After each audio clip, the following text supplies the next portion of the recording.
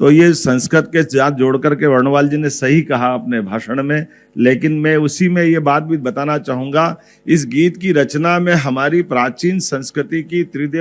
त्रिदेवी कल्पनाओं को जोड़ने का प्रयास किया गया है, जिसके माध्यम से एक तरफ हम अपनी दुर्गा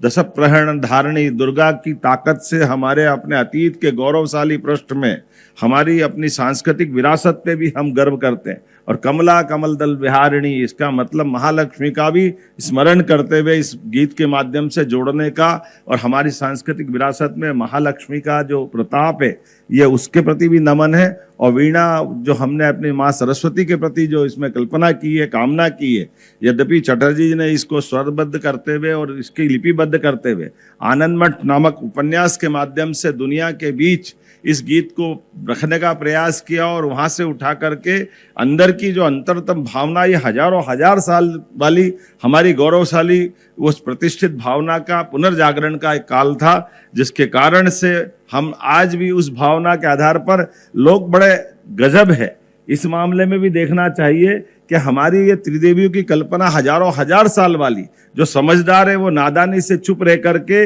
हमने इसके कष्ट भी, जब आजादी के अलख में जिस मंत्र के रूप में ये सबको एक तरह से आंदोलित करता था, लेकिन आजादी के बाद देश के साथ जब हमारा अपना गीत का अपनाने का मौका आया तो कहीं ना कहीं देश ने इसमें दिग्भ्रमित भूमिका अदा की। बड़े कष्ट के साथ कहना पड़ेगा, आज वो दोबारा दोहराने की जरूरत नहीं, लेकिन वो दर्द तो सबके मन में होगा ही, जिस मूल मंत्र के बलबूते पर आज़ादी के सारे संघर्ष में बड़ी भूमिका हुई। और वो हमारे गीत 150वीं जयंती के अवसर पर जब हम बात कर रहे हैं तो उस इतिहास को भी देश को जानने की आवश्यकता है।